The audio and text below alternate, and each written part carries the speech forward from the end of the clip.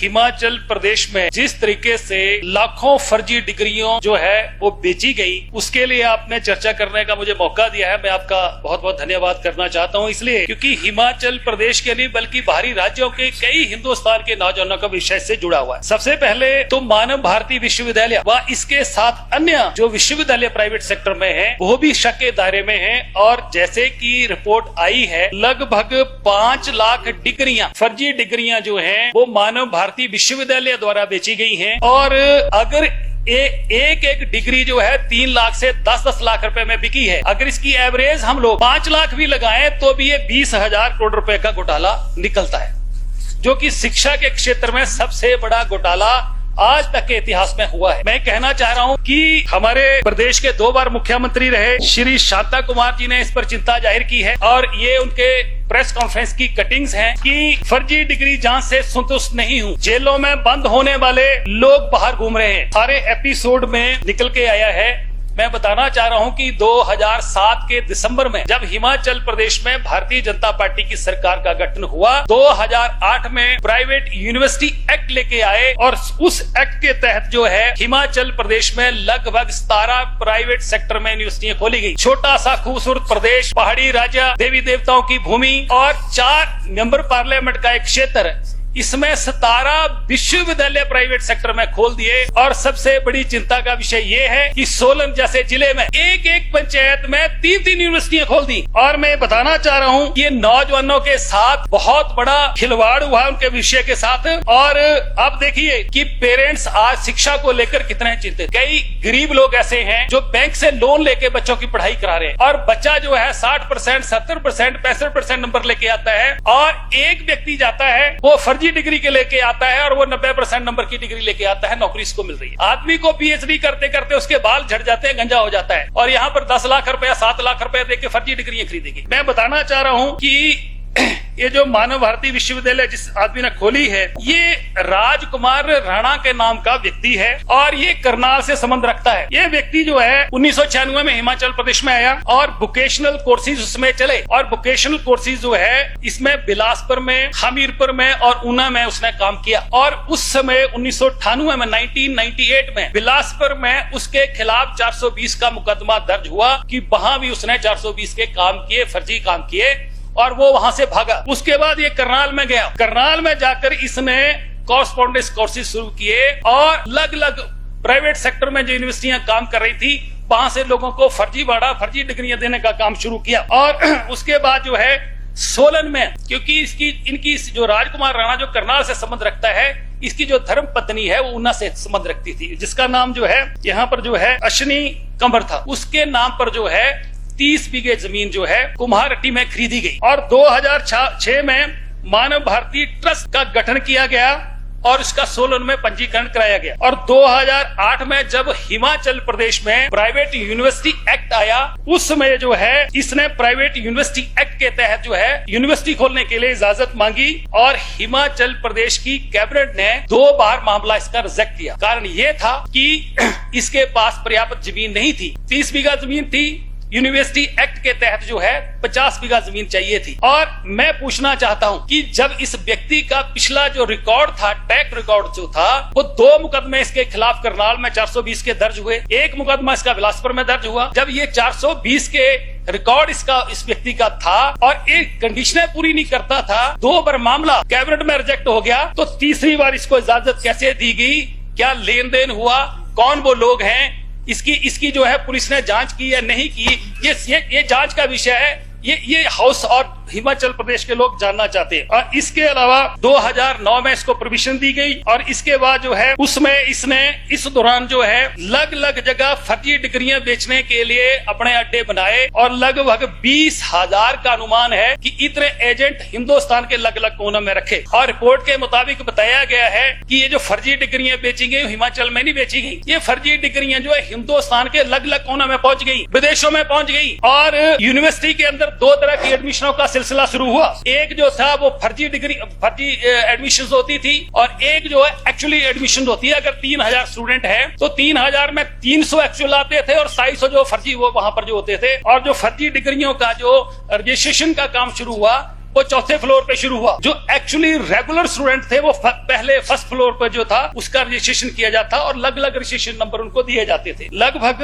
12-15 courses इसको मिले थे और ऐसे डिग्रियां बेची गई कि जिनको चलाने का इसके पास इजाजत नहीं थी, वो भी डिग्रियां जो है वहां पर बेची गई। और ये मामला इसका खुलासा कब हुआ, जब एक लड़की जिसने 2009 से 11 तक MA साइकोलॉजी में डिग्री जो है हासिल की और वो फर्जी डिग्री थी, उसके बाद 2016 में वह हरियाणा सरकार में असिस्टेंट एम्प्लॉयमेंट ऑफिसर लगी। और हुआ क्या, इसका खुलासा तब हुआ जब उसके ब्रदर ला बहनोई के साथ उसकी बिगड़ी और बहनोई जो था उसने इसकी कंप्लेंट करी और यूनिवर्सिटी ने, जब यूनिवर्सिटी के पास वेरिफिकेशन के लिए आई तो यूनिवर्सिटी ने उसको सही ठहरा दिया, उसको जो है वेरीफाई कर दिया। उसके बाद वो लगातार कंप्लेंट करता रहा। उसके बाद एम्प्लॉयमेंट डिपार्टमेंट हरियाणा का जो था उसने कमेटी गठित की और वो कमेटी जब यूनिवर्सिटी में आई, वेरिफिकेशन के लिए आई, तो यूनिवर्सिटी ने उसको जो है वो वेरिफिकेशन के लिए आए तो मानव भारती विश्वविद्यालय ने उसे जो है डिसऑन कर दिया कि वे हमारी यूनिवर्सिटी, हमारी डिग्री नहीं है और डिग्री जो फर्जी पाई गई। कंप्लेंट हिमाचल रेगुलेटरी कमीशन को भी गई और वहां से कमीशन ने जो है उसे मानव भारती विश्वविद्यालय को भेजा, जिसे यूनिवर्सिटी ने डिग्री को मानने से मना कर दिया, जबकि पहले वो डिग्री जो है वो उसने ऑन करी थी, माना था। उसके बाद जो है इस लड़की के खिलाफ धर्मपुर थाना में 2019 में FIR दर्ज होती है। 2013 में ये व्यक्ति, इसका मैं बता रहा हूँ, ये व्यक्ति 10वीं क्लास पढ़ा हुआ है और इसका लैब टेक्नीशियन का इसने कोर्स किया हुआ है और आज ये व्यक्ति जो है जब यूनिवर्सिटी में था 2 PhD की डिग्रियां डॉक्टर राजकुमार राणा जो है लिख रहा था। 2013 में इस आदमी ने 100 बीघा में राजस्थान में माधव विश्वविद्यालय के नाम से यूनिवर्सिटी खोल दी और वहां भी फर्जीवाड़ा काम शुरू हो गया। और इस व्यक्ति का जो टारगेट था, हिमाचल में यूनिवर्सिटी खोली, राजस्थान में खोली और 10 लाख रुपए इस आदमी ने जमा करवाया था कि देहरादून में, उत्तराखंड में जो है यूनिवर्सिटी खोलने की तैयारी में था, जहां जहां बीजेपी रूलिंग स्टेट थी वहां पर टारगेट कर रहा था। दिलचस्प बात यह है कि 2017 में रेगुलेटरी कमीशन ने 103 डिग्री जो है जिनका संदेह था कि फर्जी डिग्रियां हैं, हिमाचल पुलिस को जो है DGP ऑफिस में जो है जांच के लिए भेजी। 2017 से 2020 मार्च तक हिमाचल प्रदेश का CID विभाग जो है वो जांच करता रहा, परंतु आउटपुट जो है नील रही और जिसकी ऐसा लगता है कि किसी न किसी दबाव में उस जांच को रोका जा रहा था, ये मैं कहना चाहता हूं। 2020 में जब UGC ने हिमाचल सरकार को पत्र लिखा कि APG यूनिवर्सिटी शिमला व मानव भारती विश्वविद्यालय सोलन में अनुमानित 5-5 लाख फर्जी डिग्रियां जो है बेचने की खबर है, ऐसा उनके पास रिपोर्ट आई और विदेशों में भी ये डिग्रियां बेची जा चुकी हैं। इसी चिट्ठी को आधार बना के न्यूज 18 चैनल ने इस मामले को उठाया। 23 फरवरी 2020 को जब बजट सेशन लगा तो हम लोगों ने, विपक्ष ने भी इस मामले को सदन के अंदर उठाया और सरकार ने मानव भारती विश्वविद्यालय को जो है क्लीन चिट दे दी कि भाई ऐसा कोई कुछ नहीं पाया गया। 2 मार्च 2020 को वही लड़की पुलिस के उच्च अधिकारियों से शिमला में मिलती है और 3 मार्च 2020 को पुलिस स्टेशन धर्मपुर में मानव भारती विश्वविद्यालय के खिलाफ FIR दर्ज होती है और पुलिस ने 3 फरवरी 2020 को जो SIT का गठन किया और 5 मार्च 2020 को SIT ने यूनिवर्सिटी में रेड की और वहां पर रेड में पाया गया कि कई तरह का फर्जीवाड़ा वहां पर चल रहा है। इसी दौरान पुलिस ने राजस्थान में भी रेड की, वहां भी बहुत सारा फर्जीवाड़ा पाया गया और 19 जून 2020 को ये व्यक्ति जो है पुलिस ने अरेस्ट किया। इसके साथ इसी दौरान 4 लोग और भी अरेस्ट हुए। 2 मार्च सबसे बड़ा विषय है कि जब ये जांच चल रही थी 2 मार्च को 50 लाख रुपया कैश, जिसमें 25 लाख रुपया राजस्थान माधव विश्वविद्यालय से ट्रांसफर अकाउंट में किया और 25 लाख रुपया और 50 लाख रुपया जो है वहां से निकला है, वो कहां गया, किसके पास गया, अभी तक इस बात का खुलासा किया जाना कि वो पैसा कहां गया। उसके बाद 12 जून 2020 को राजस्थान में जो माधव विश्वविद्यालय था उसके खाते से 1.5 करोड़ रुपया निकाला गया। वो पैसा कहां गया, किसको गया, सुनिए, ये जांच का विषय है। अरेस्ट होने के कुछ महीनों के बाद इस व्यक्ति को जमानत मिल जाती है। कितने लोग आज तक अरेस्ट हुए हैं, क्योंकि SIT का भी बाद में गठन हुआ और इस व्यक्ति ने अपनी बेटी अब पहले ही ऑस्ट्रेलिया भेजी थी और 7 मार्च 2020 को इसने अपनी वाइफ और अपना बेटा भी ऑस्ट्रेलिया भेजा। इसके बाद जो है पुलिस ने जो है प्रेस कॉन्फ्रेंस करी और कॉन्फ्रेंस में कहा कि एक और FIR दर्ज करेंगे कि ये यूनिवर्सिटी कैसे एस्टेब्लिश हुई और इसके पीछे कौन कौन लोग हैं, उसके बारे में भी FIR दर्ज होगी। इसका बात का भी पता नहीं कि पुलिस ने इसके मामले में दर्ज किया कि नहीं किया। दूसरा मैं कहना चाहता हूँ कि शांता कुमार जी भी जो कि बेबाक हैं, वो बार बार इसको बात कह रहे हैं कि असली गुनाहगार तो बाहर बैठे हैं। ये इशारा नहीं है, ये तो पुलिस का काम है, सरकार का काम है कि ढूंढना असली गुनाहगार कौन है। अब FIR अभी तक दर्ज नहीं हुई, मामला सरकार ने, हम बार बार डिमांड करते रहे कि मामला जो है CBI को देना चाहिए। क्यों CBI को देना चाहिए? क्योंकि ये डिग्रियां कोई हिमाचल प्रदेश में नहीं बेची गई हैं, ये हिंदुस्तान के अलग अलग राज्यों में बेची गई हैं, ये डिग्रियां विदेशों में बेची गई हैं। तो ये मामला CBI को क्यों नहीं दिया गया? क्या दबाव है, क्या प्रेशर है, किन लोगों को सरकार बनाना चाहती है?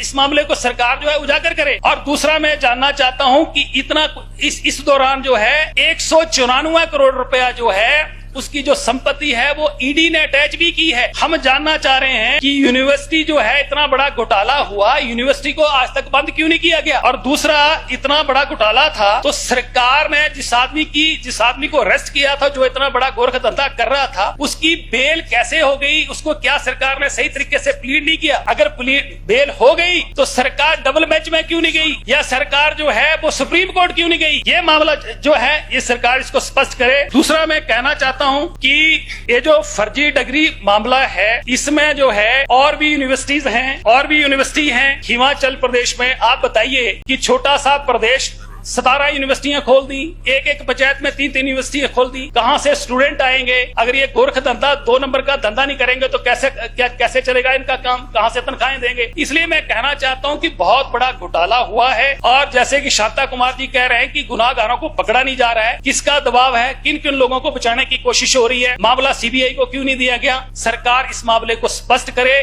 और मैं माननीय मंत्री जी से कहना चाहता हूं कि जब आप जवाब देंगे तो विभाग द्वारा लिखा जो विभाग है उसकी बजाय आप स्पष्ट करें कि इस मामले में सरकार जो आगे क्यों नहीं बढ़ रही है, किन किन लोगों को बचाने की कोशिश हो रही है। मैं इतना ही पूछना चाहता हूं। कारण ये है कि हिमाचल प्रदेश के अलावा अन्य राज्यों के बच्चे भी जिन्होंने यहाँ से डिग्रियां ली हैं, उनका भविष्य जो है वो अंधकारमय है। और दूसरा जो है, जिन बच्चों ने यहाँ से एक्चुअली पढ़ाई करी है, उनके भविष्य के साथ भी खिलवाड़ हो रहा है। उनके लिए सरकार क्या कर रही है? उनके लिए सरकार ने क्या कदम उठाए? वो भी पेरेंट्स वो भी चिंतित हैं। यहाँ तो इतनी फर्जी डिग्रियां बेची गई, हिमाचल प्रदेश का नाम सर्वसार हुआ।